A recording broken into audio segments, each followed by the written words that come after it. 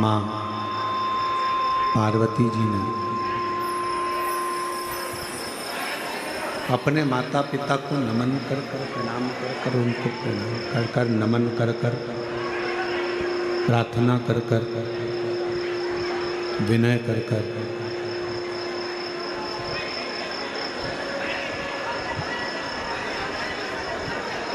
शिव की आराधना करना प्रारंभ करी। किसी भी अनुष्ठान को करने से पहले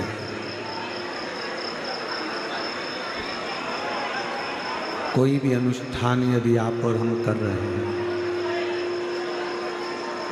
या किसी अनुष्ठान में आप और हम लगे हैं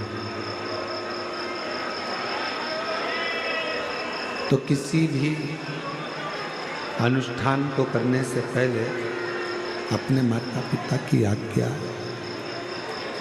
अपने माता पिता का आशीर्वाद, तुम्हारे माता पिता का आशीर्वाद, तुम्हारे माता पिता की आज्ञा होना बहुत जरूरी है।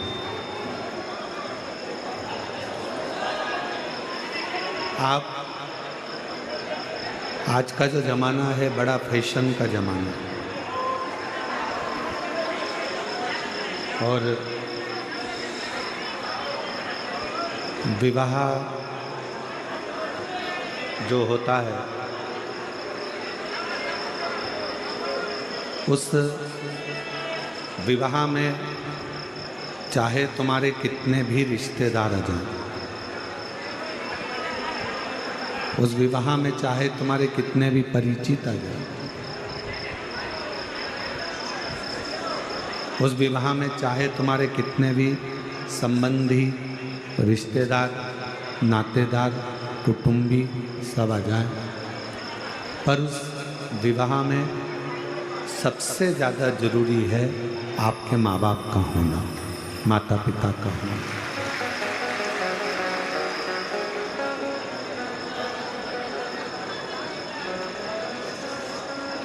किसी का आशीर्वाद विवाह के समय पर मिले ना मिले, पर अपने घर के एक लड़की के माँ बाप और एक लड़के के माँ बाप जो हों, इन दोनों का होना बहुत जरूरी है। अब किसी ने पूछा गुरुजी की कोर्ट मैरिज शादी कर लो या लव मैरिज शादी कर लो, भाग कर जाकर शादी कर लो, कहीं यहाँ पहुँच गए वहाँ पहुँच गए और विवाह कर लिया, उसमें माँ बाप शामिल नहीं हुए, तो क्या वो विवाह ठीक नहीं है? एक बात आप बताना, हम आपसे पूछते हैं,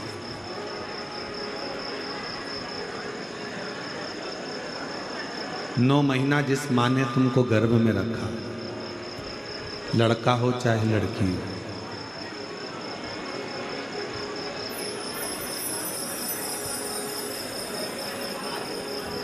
नौ महीने तक कष्ट झेलने के बाद उसने तुमको जन्म दिया, लड़का हो चाहे लड़की हो, और 9 महीने बाद फिर उसने अपना रात दिन एक कर कर खुद कर्मठ लेकर नहीं सो पाई तुम्हारे चक्कर में। एक पिता ने अपनी पूरी जिंदगी, अपना पूरा वैभव, अपना पूरा धन अपने लड़का और लड़की की एजुकेशन में, पढ़ाई में लगा दिया, उनकी परवरिश में लगा दिया, और वही लड़का लड़की पढ़ लिख जाए, बड़े हो जाएं और किसी दूसरे से विवाह कर ले, और उसमें लड़की ना अपने माँ बाप को बुला रही है, लड़का ना अपने माँ बाप को बुला रहा है।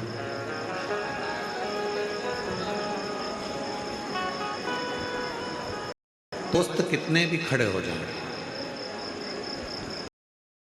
यार कितने भी खड़े हो जाएं, पर जिस विवाह में माता पिता सम्मिलित नहीं होते वो विवाह एक ना एक दिन सफलता की सीढ़ी कभी नहीं चढ़ता, वो उन्नति की ओर।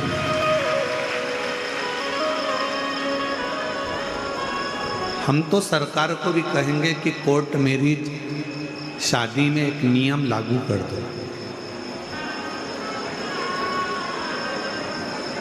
कोर्ट मैरिज शादी में एक नियम जरूर होना चाहिए कि तुम्हारे माँ बाप का कोर्ट में होना बहुत जरूरी है।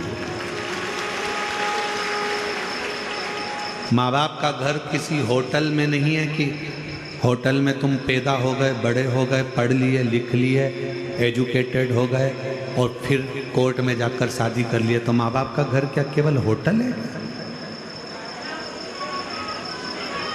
माता पिता का घर क्या केवल इसलिए था कि तुम बड़े हो जाओ और तुम फिर बाद में तुम्हारी मर्जी पड़े वो करो? नहीं। मेरे शंकर भगवान और माता जगत जननी जगदम्बा अम्बा पार्वती जी के जितने विवाह, प्रत्येक विवाह में शंकर पार्वती जी के प्रत्येक विवाह में माता पिता का होना जरूरी है।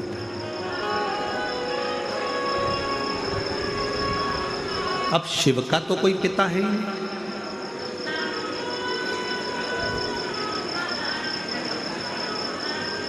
शंकर भगवान का कोई पिता नहीं, क्योंकि शिव आजन्मा, जन्म और मृत्यु के प्रपंच से जो छूटा हुआ है वो आजन्मा मेरा शंकर भगवान है, वो आजन्मा मेरा शिव है, वो आजन्मा मेरा शंकर है, जो जन्म और मृत्यु के प्रपंच से छूटा हुआ।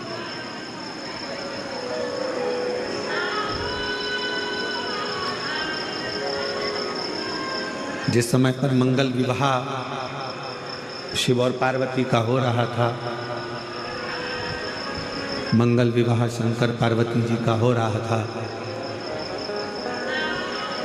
तो विप्रों ने, ब्राह्मणों ने भगवान शंकर से कन्यादान के समय पर उनका गोत्र पूछा।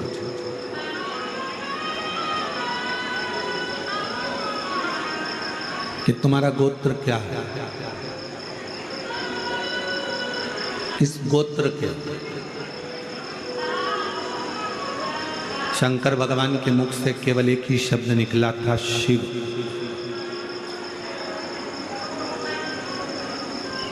कोई शब्द शिव जी के मुख से नहीं निकला, शंकर के मुख से कोई शब्द नहीं निकला, केवल शंकर, केवल शिव, एक शब्द, उसके बाद कोई शब्द नहीं। अब जो पंडित जी विवाह करा रहे थे, फेरे करा रहे थे, अनुष्ठान कर रहे थे, शिव शब्द का संबोधन सुनते ही वो पंडित जी जो विवाह के मंडप में बैठकर फेरे डाल रहे थे, विवाह करा रहे थे, वो इतने उस शिव शब्द में खो गए कि पंडित जी के भी जन्मों जन्म ना जाने कितने जन्म उन्होंने लिया होंगे, वो सारा जन्म का दर्शन शिव नाम के बोलने से ही पंडित जी को हो गया।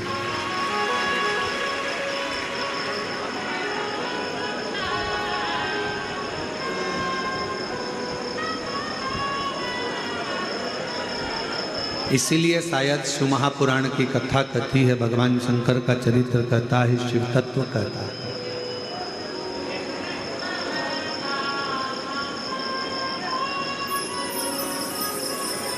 सारी पुराणे, जितनी भी पुराण आप सुनते हैं, सारी पुराणे तुम्हारी 7 पीढ़ी को तारने की बात करती हैं।